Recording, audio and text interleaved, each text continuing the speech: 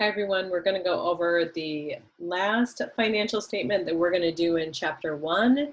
There are 4 required ones: the income statement, statement of stockholder equity. This is going to be the balance sheet.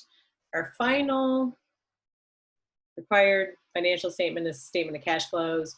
We're actually not going to do that till a later chapter. So balance sheet will be the last one for this chapter. So a balance sheet is basically going to have the accounting equation: assets equal liabilities plus stockholder equity, and it's just going to list all the assets that the company has with the dollar amount, all the liabilities listed with the dollar amount, stockholder equity listed with the dollar amounts, and then you're going to show that it's in balance. So you're going to add everything up, make sure your totals are equal, life is good, and you can move on. Okay, so we've already talked about definitions of what's an asset, what's a liability, but just as a refresher, assets, resources of a company. So here are some things that a company may have. This is not the only assets that are out there.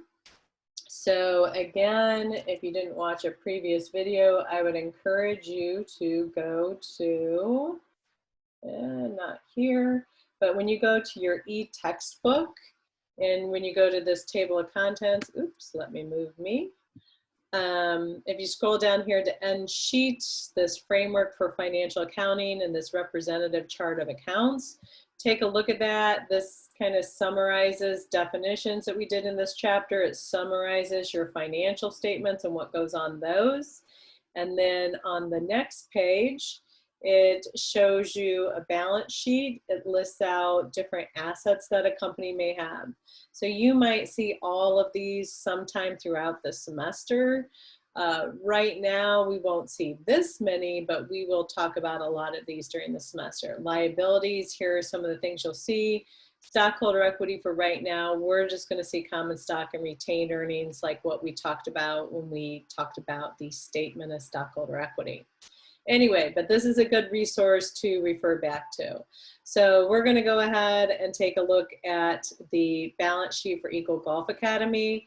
So just remember that you have to do your headings for every financial statement. Name of the company goes on the first line, name of the statement, balance sheet on the second, and then the time period. So what's different about a balance sheet? It's just one point in time. It's not saying for the month ended December. It's not saying for the year ended. It's saying, boom, as of December 31st, this is what we have.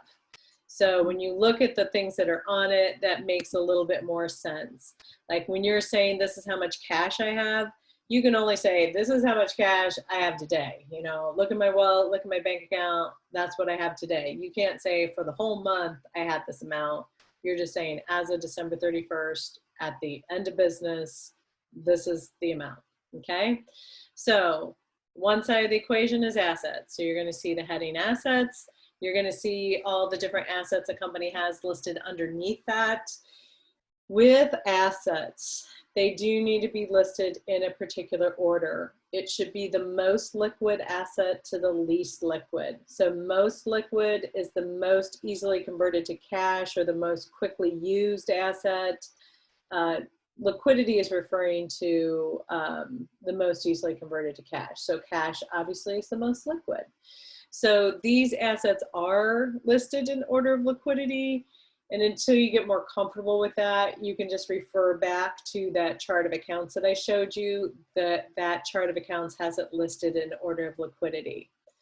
Accounts receivable, some of you probably aren't familiar with that, a lot of you.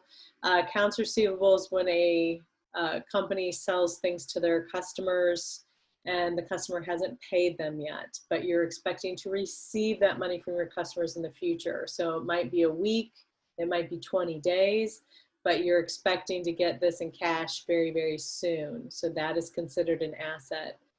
Supplies, that could be something like, let's see, for Eagle Golf Academy, soccer. We're not golf, we're soccer. I've probably been saying that the whole time. Anyway, soccer academy, I'm not 100% certain what soccer supplies would be, so I'll just do an office example. I buy a year's worth of copy paper, so I have this asset, supplies. That is a resource to my company. So I've got a year's worth of it. Equipment could be something like, you know, maybe I have a bunch of the soccer goal posts, or maybe I have some automatic ball feeding machine. So that's equipment, it's resources that I use within my business. Other assets, I don't really know exactly what's there, maybe some sort of franchising fee or something like that. So anyway, assets, heading, list all the different assets you have with the dollar amounts. It does have to be in order of liquidity. And then whenever you have a list of something, you're going to have to total it. So you're going to do the heading total assets and add them all up. And so in this example, it totaled 40,000. Other side of the equation, you've got liabilities. So liabilities, we said it is the creditor's claim on the resources of a company.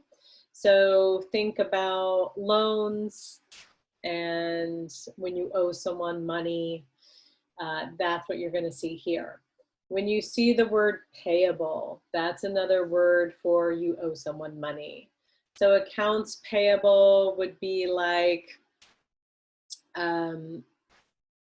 you bought some soccer balls from a supplier and you've got 30 days to pay that supplier, but you owe them that money. So that's what an accounts payable would be. So it's a short-term, it's not really a loan because you didn't sign any official paperwork, but it's something that you need to pay in a very short time period.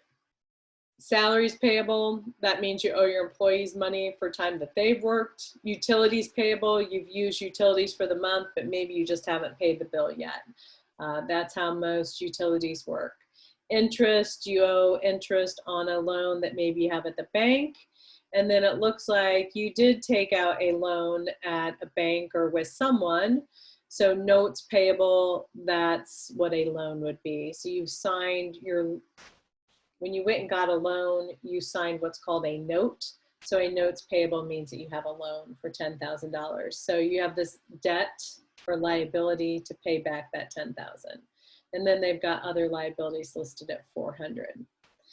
You don't need to worry about putting these in any particular order for the liabilities. So all you need to do is just list out the different ones that they have. We'll talk about order later on, but for right now, any order is fine. When you have a list of things, again, total it up, put the heading total liabilities, put in the dollar amount. And then last but not least, we've got stockholder equity.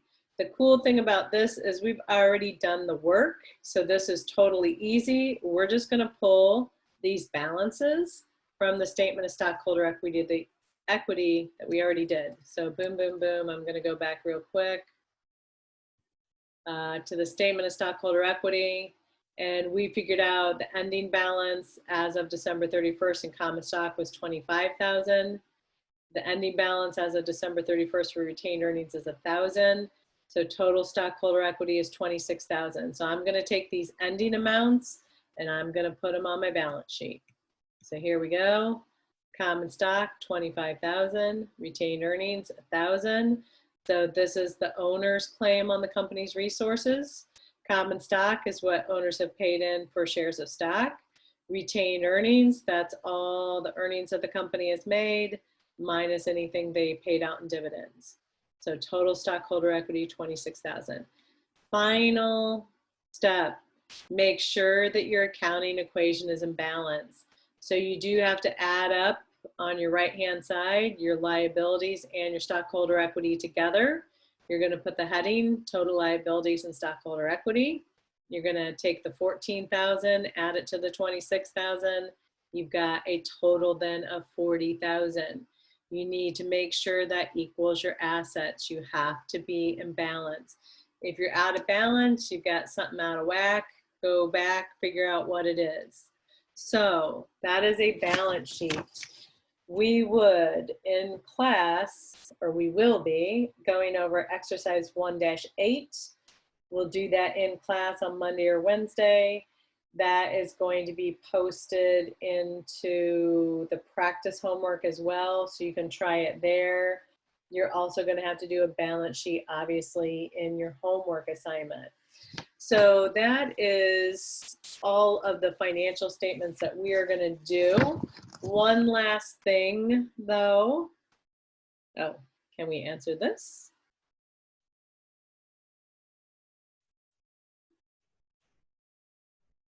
And everyone said rent expense, right? Okay. How about this?